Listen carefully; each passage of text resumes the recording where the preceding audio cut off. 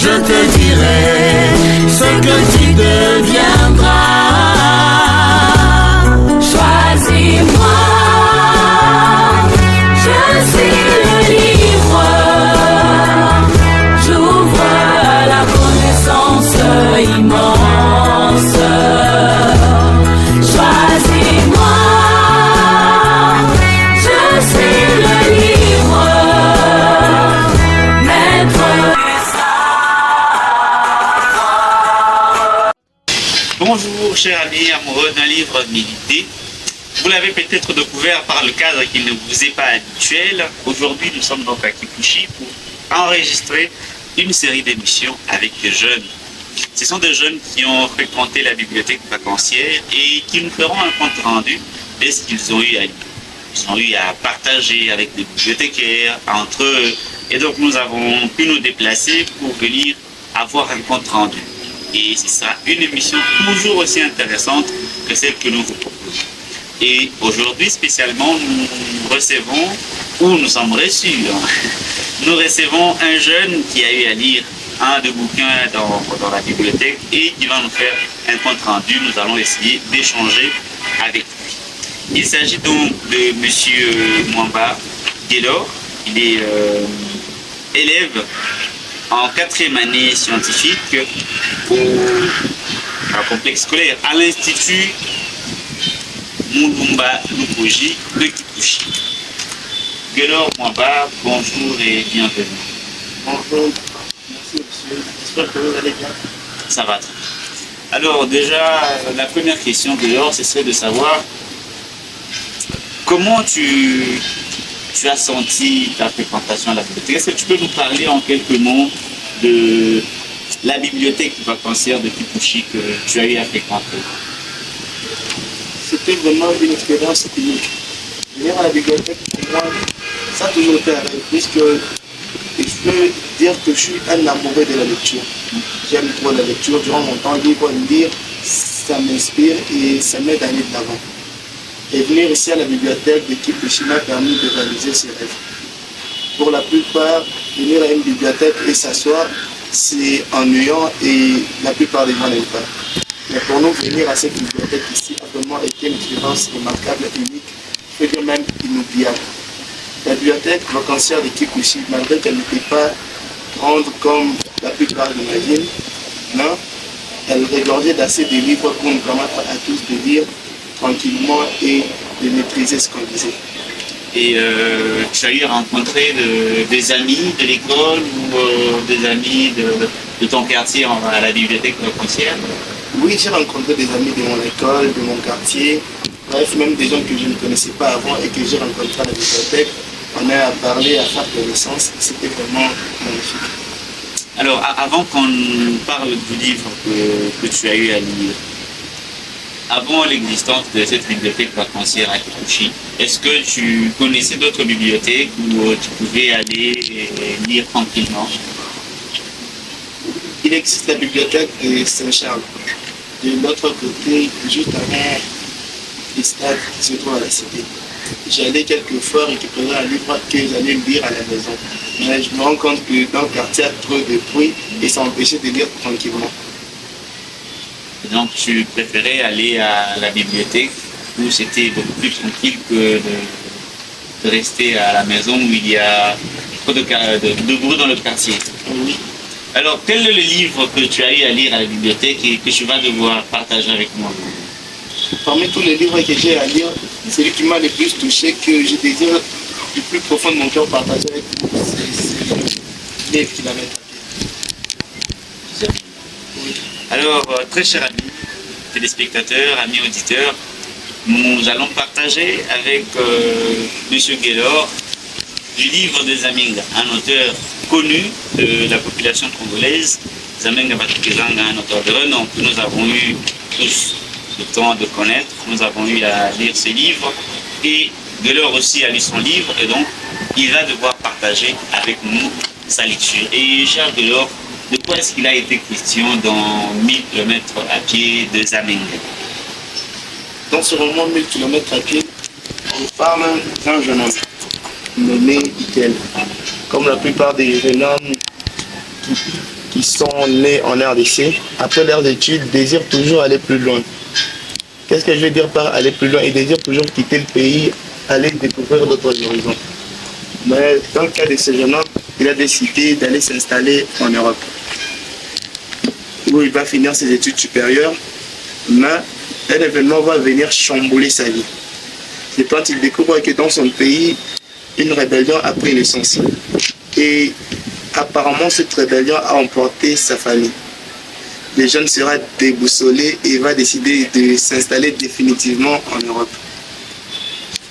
Et le jeune homme, ayant décidé de rester en Europe, va se trouver un travail, mais se rend compte qu'il est mis à l'écart.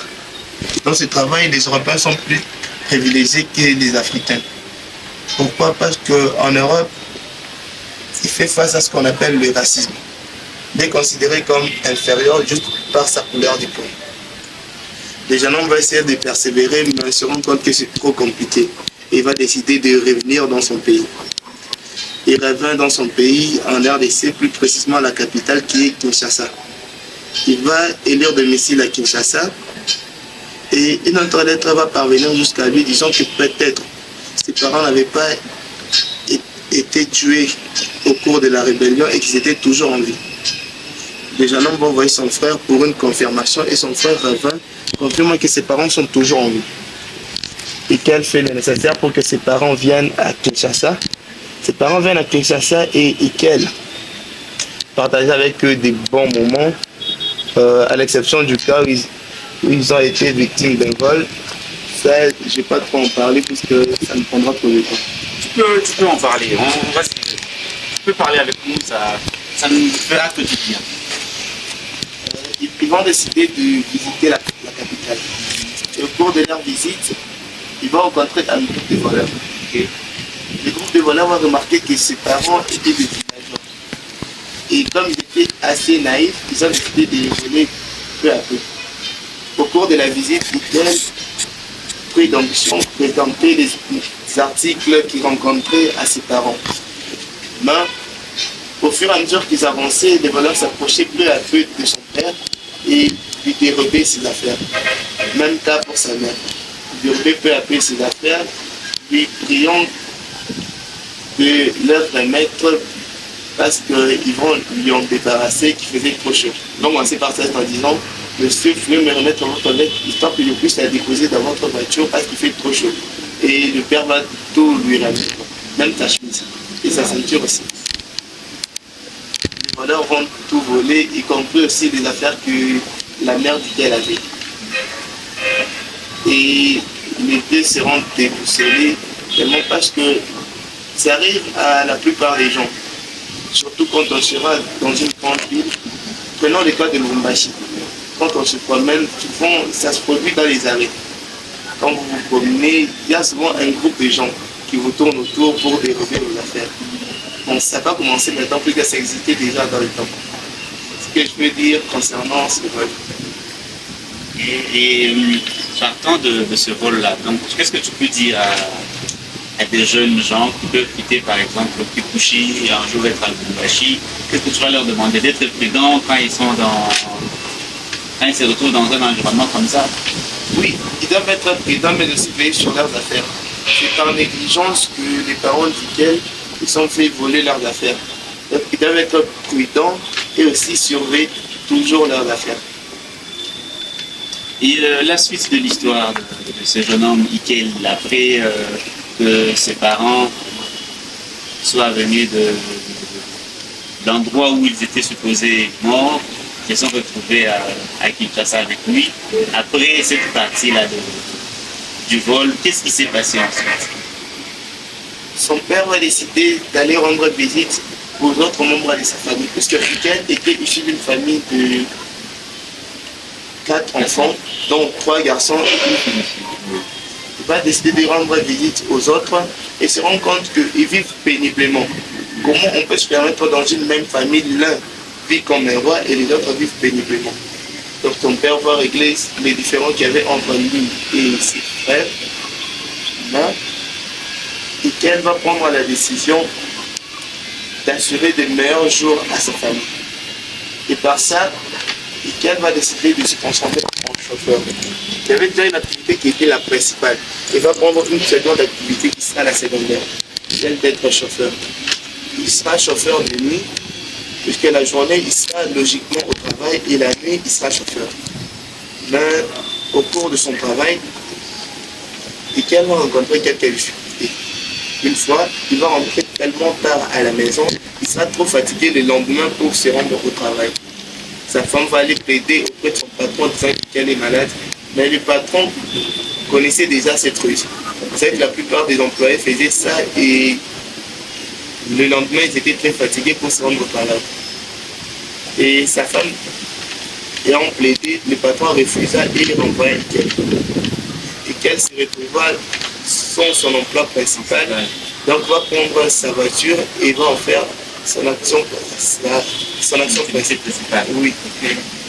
Là, quand tu vas faire son activité qui était la secondaire, qui est l'activité principale, il va se rendre compte que des divers pannes sur sa voiture vont le pousser à sa ruine. Il va pratiquement tout perdre. Donc, il va décider d'abandonner son travail. Et lorsqu'il abandonne son travail de chauffeur, qu'est-ce qu'il devient? Okay. Là, c'est au cours d'une promenade. Et qu'elle s'est promenée tellement qu'il n'avait rien à faire. Il a décidé de faire une promenade. Et au cours de cette promenade, Ikel rencontra un jeune. Il s'apprêtait à traverser la rivière puisqu'il n'y avait pas de pont. Il enleva ses chaussures et replia son pantalon pour traverser. Ikel lui proposa de l'aide. Il lui dit de le porter sur son dos pour l'aider à traverser. Et il porta les jeune homme sur son dos, l'aider à traverser. Pour le remercier, le jeune homme lui donna de l'argent. Ce qui donna une autre idée à Ikel, celle de se transformer en homme à tout faire, je peux dire. Il décida de commencer à porter les gens sur son dos d'une rive à l'autre de la rivière pour ne pas que les gens mouillent leurs habits. Et Ikel effectua ce travail durant plusieurs mois. Il devient super connu à Kinshasa et d'autres même le surnomment Monsieur Lodé. Ikel devient prospère grâce à son travail. Mais la jalousie de ses voisins, puisqu'on sait que dans ce bas monde, les jaloux ne manquent jamais. On peut tout avoir, mais la jalousie ne va jamais manquer dans le famille. Et un de ses voisins va poser des débris de verre le long de la route qu'Ikel a l'habitude d'emprunter. Et Ikel va se blesser. Après cette blessure, Ikel va décider d'abandonner son travail. Il abandonne son travail, il rentre chez lui. Il se retrouva de nouveau sans emploi. Ikel pensa tellement à ce qu'il pouvait maintenant faire pour venir en aide à sa famille. Il pensa tellement qu'un jour il décida de prendre un pouce-pouce et de commencer à ramasser des débris de verre dans la ville. Il ramassa des débris de verre un peu partout dans la ville et les rangea dans sa parcelle. Un jour, un riche homme d'affaires avait besoin de débris de verre pour longer le long de sa clôture, comme on le voit, pour empêcher les gens d'entrer. Et l'homme d'affaires alla voir les gens qui possédaient des brasseries. Il demanda, mais ils disent qu'ils n'ont pas de débris de verre à lui donner. Un jour, un des employés alla le voir et dit, il y a une espèce de fou qui, depuis plusieurs mois, ramasse des débris de verre et les superpose dans sa parcelle. Et le patron décida d'aller voir cette espèce de fou qui en vrai était Ikel. Il alla voir Ikel et décida de payer les débris de verre. Ikel lui donna les débris de verre en échange de l'argent. Et avec l'argent, Ikel va payer un camion avec lequel il va commencer à ramasser les débris de verre en ville. Et c'est ça qui va faire sa première activité. Ikel va devenir riche grâce à des débris de verre. Cette histoire m'a tellement plu parce que c'est étonnant de voir une personne qui parle des débris de verre être aussi riche. Une personne qui a commencé d'abord par porter les gens sur son dos pour les aider à traverser, qui va ramasser des débris de verre pour assurer sa survie. Oh, c'est vraiment incroyable. Je retiens que dans cette histoire, qu'elle a tellement été persévérant et n'a jamais baissé les bras. Ce qui lui a permis d'atteindre les niveaux qu'il a atteint.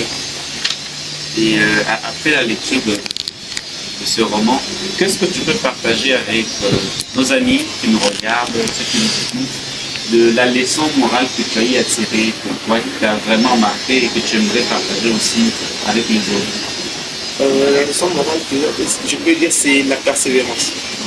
Il faut toujours être persévérant dans la vie. Après chaque échec, il faut toujours savoir se relever. Parce que quand on tombe une fois, on ne peut pas rester allongé là disant c'est fini pour moi.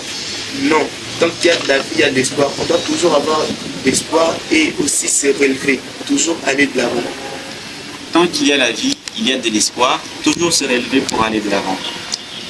À travers le roman de Zalenga, on se rend compte que c'est un roman d'éveil des consciences. On éveille la conscience depuis d'un jeune à travers l'histoire de Ikele. Ce jeune qui a connu des hauts et des bas, qui n'a pas abandonné, qui a persévéré, qui est allé de l'avant. Vous aussi, vous êtes jeune, vous êtes étudiant, vous êtes élève.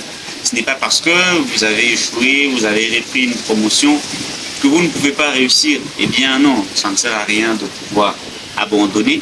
Ça ne sert à rien de pouvoir baisser les bras. Il faut toujours persévérer et ainsi aller de l'avant. Alors, cher Gaylor, qu'est-ce que tu peux partager avec nos amis qui nous suivent, avec nous, de l'importance de la lecture? Qu'est-ce que tu as vu comme bienfait que la lecture t'a apporté? La lecture, outre que les leçons morales que la lecture nous apporte, la lecture c'est aussi un moment de détente. Quand tu lis un livre, ça te détend, mais c'est aussi une occasion pour nous de nous amuser. Puisqu'il y a aussi des bandes dessinées. Quand tu lis une bande dessinée, c'est genre une histoire cool. Ça te permet aussi de te détendre, de t'amuser. D'autres livres, il y a même des dessins. Tu regardes les dessins, ça te détend un peu. Mais aussi la lecture. Tu as eu à enrichir ton vocabulaire par rapport à la lecture. Oui, j'ai enrichi mon vocabulaire par rapport à la lecture. Mais aussi, la lecture nous apporte tellement qu'on peut l'imaginer. Parce que quand tu lis un livre, tu es isolé. Il n'y a que toi et les livres. Oui. Donc si on considère les livres comme la troisième personne, il n'y a que toi et les livres. Mais ça te permet aussi de te détacher du monde extérieur. Puisque dans le monde extérieur, il peut tout y avoir. Tu peux te promener comme ça et tu as un accident. Mais quand tu es assis tranquillement avec un livre, tu peux rien avoir de tout cela. Mais aussi dans le quartier, quand tu te promènes, on apprend plein de trucs. Plein de trucs qui ne sont pas bons pour nous. Et partant de ça, je dis que la lecture, ça nous permet de nous parler à nous-mêmes. En lisant un roman, on se découvre. Puisqu'on ne peut pas prendre un roman au hasard, on lit d'abord les livres avant de prendre un roman. Comme celui-là, 1000 km à pied. Quand je lis le titre, j'ai senti comme si 1000 km à pied c'était juste un parcours. Une personne fait 1000 km à pied. Mais au fond de moi-même, j'ai compris que personne ne pouvait faire 1000 km à pied. Puisqu'on peut faire 1 km à pied, on commence déjà à se plaindre en disant qu'on a mal aux pieds. Mais déjà faire 1000 km à pied, wow, c'est incroyable. Et c'est en lisant plus profondément ce roman que j'ai compris pourquoi Zalenga avait intitulé le roman 1000 km à pied. Vu les souffrances qu'on traverse dans ce monde, puisque dans ce bas monde, tout n'est pas que miel. Il y a aussi des souffrances qui arrivent. Donc, en lisant un roman, on apprend tellement qu'on peut l'imaginer. Et par exemple, dans ce roman, quelles sont les souffrances que tu as vues que Ikele a eu à traverser? Il y a premièrement le racisme. Ikele a fait peur du racisme. Quand il est parti en Europe, il était confronté au racisme, puisque les Européens les considéraient comme inférieurs juste par sa couleur de peau. Mais de ça, j'ai retenu aussi une chose. Qu'il faut s'asseoir sur son propre tabouret que de s'allonger sur le fauteuil d'autrui. Et ça, c'est une phrase que me disait souvent mon père. Donc, mieux vaut rester dans son pays et le reconstruire que d'aller viser de s'installer dans les pays des autres. Parce que dans les pays des autres, tu seras toujours étranger, peu importe le temps que tu vas y passer. Donc, ça, il faut dire à ceux qui m'écoutent, c'est mieux vaut se mettre sur son propre tabouret que s'allonger sur le fauteuil d'autrui. Ça, c'est aussi une des choses que j'ai appris de cela. Ah oui, parce qu'on s'est rendu compte finalement que Michael est allé s'asseoir sur le côté de fruits, mais malheureusement a fini toujours par retourner dans son pays et s'asseoir sur son propre tabouret. Oui. Et pour ces jeunes-là qui auront à passer l'examen de dissertation, ils auront forcément envie d'avoir des idées. Est-ce que ceux qui lisent ont un avantage par rapport à ceux qui ne lisent pas, puisqu'ils auront des idées, ils auront retenu des phrases que les autres ne connaissent pas? Oui, ceux qui lisent ont un sacré avantage par rapport à ceux qui ne lisent pas.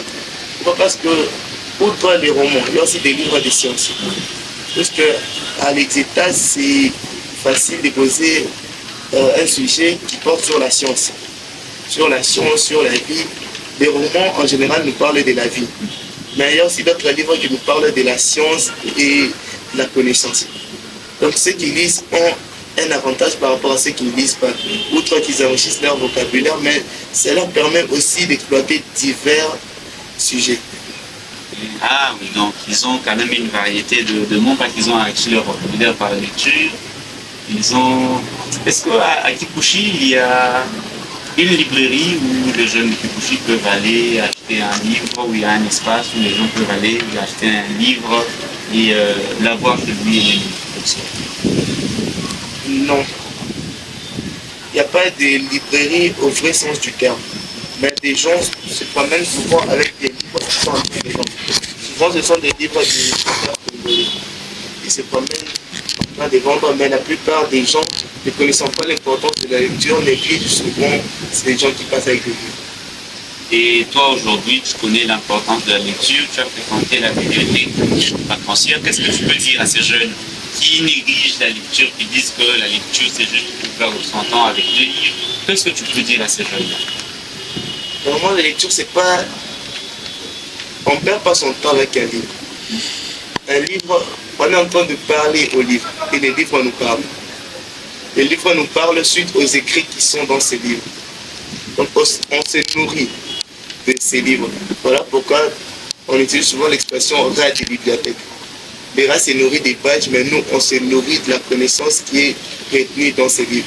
On ne perd pas son temps en venant à la bibliothèque, mais on s'enrichit, on se rassasie de ce qui est retenu dans ces livres.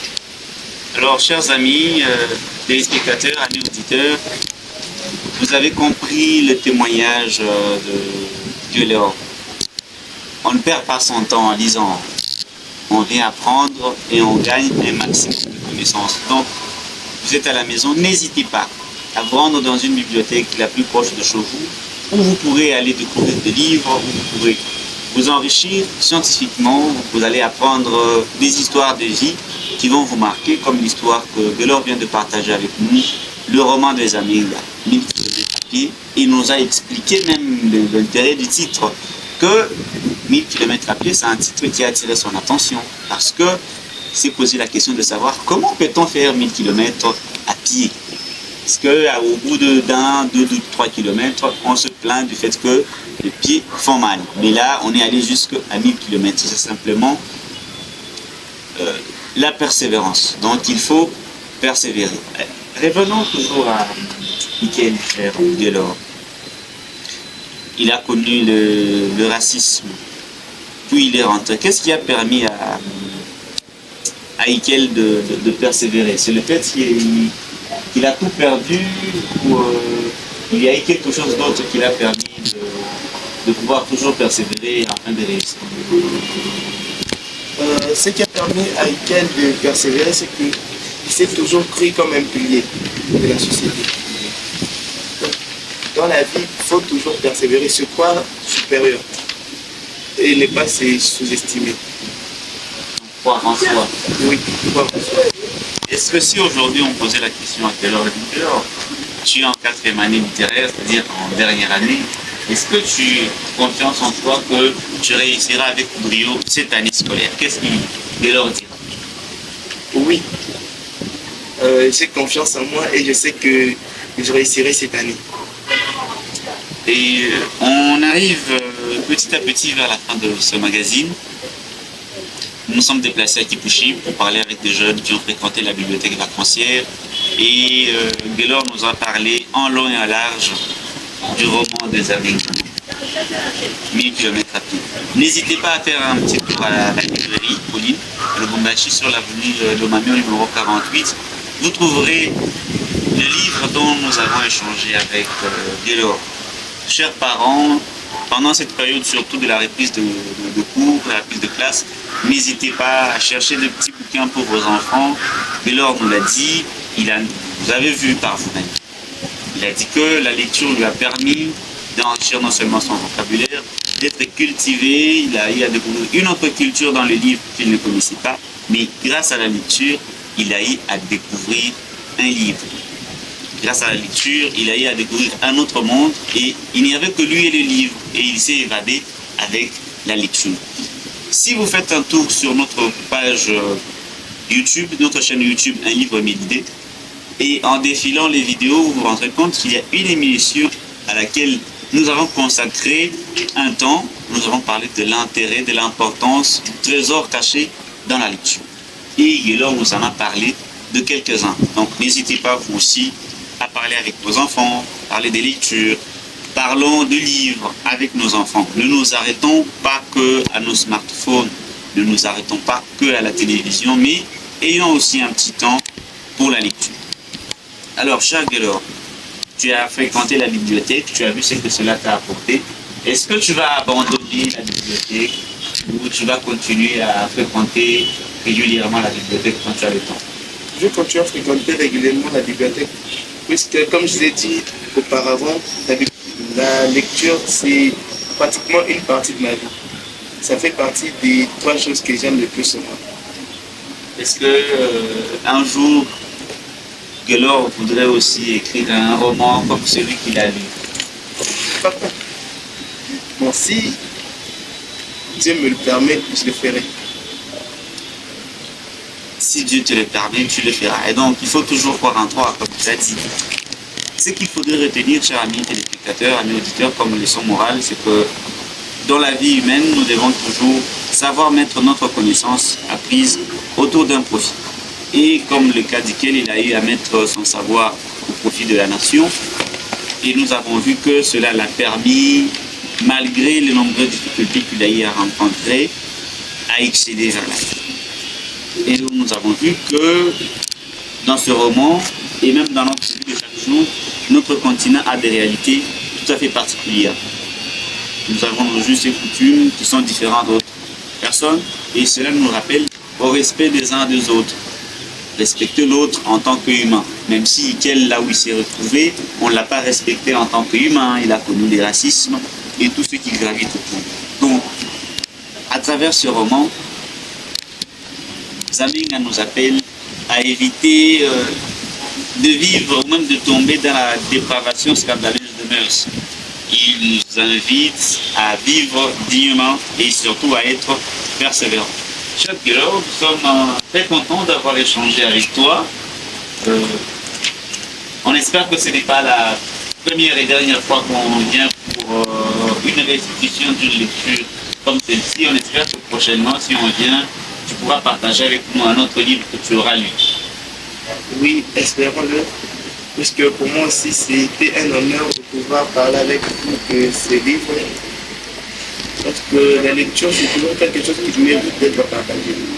Lire un livre et garder le contenu pour soi, c'est pas trop superbe, mais lire un livre et partager le contenu avec d'autres personnes, c'est toujours une expérience remarquable. Merci beaucoup, cher Gaylor. Merci à vous, chers amis téléspectateurs, amis auditeurs, de nous avoir suivis de partout. Comme nous l'avons dit, vous avez vu par le décor que nous ne sommes pas dans notre endroit habituel, nous nous sommes déplacés jusque Kipushi. Et donc, si vous suivez, vous regardez ce magazine, dites merci à toute la grande équipe qui s'est battue pour que vous puissiez avoir ces images. Merci à vous de nous avoir suivis. On se retrouve prochainement dans un autre numéro. Au revoir. Garde, je te dirai ce que tu deviens.